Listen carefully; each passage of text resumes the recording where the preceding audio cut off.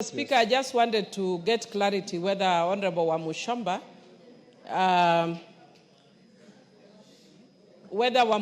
is properly dressed. Order. Because she's adorning party colors.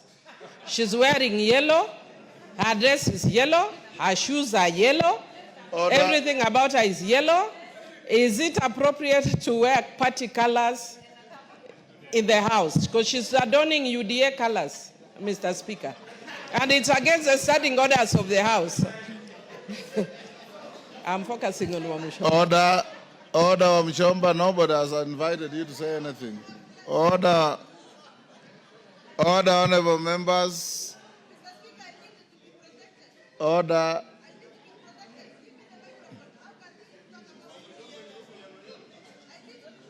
Order, Wamuchomba. Honorable Millie, in the order. In my communication about dress code, the Speaker never prohibited any colors. What we will discourage are party symbols in the House. The Speaker is colorblind in terms of the color of the clothing you wear.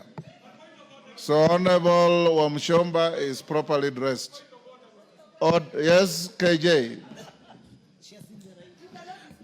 Mr. Speaker, my concern is in the veracity of the information being given by the Honorable Millie Odhiambo. Is she really in order to contend that the Honorable Wamuchomba is in yellow and everything that she has on is in yellow? What measures does the Honorable Millie Odhiambo have to confirm that everything that Honorable Wamuchomba has is in yellow? We would be very concerned, and I saw my leader of my majority almost my whip almost rising because of concern is that the colors are my UDA party colors, and I do not know how Millie can verify that everything is in yellow. Or has Wamuchomba come back to the party and promoting the ideals of my... That is enough comic relief. We can go on with other matters.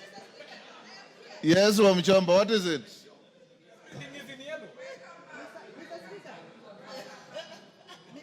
Speaker, it's unfortunate that my colleague and my senior Honorable Millie Odhiambo can only see Gathoni Wamuchomba in the whole House. Yet behind here there is yellow colors. Even our seats have yellow.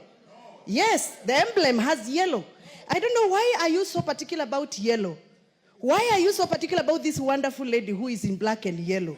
It is because you know I have come here to dissect the finance bill and protect the wish of the Kenyans who you have refused to talk for. That is why you are all talking about me, because you know I am here because you have failed. Order, members. Order. Order. Honorable Wamuchomba, you are out of debt. The finance bill is way behind us. It is now in the annals of parliamentary history and is going to be implemented.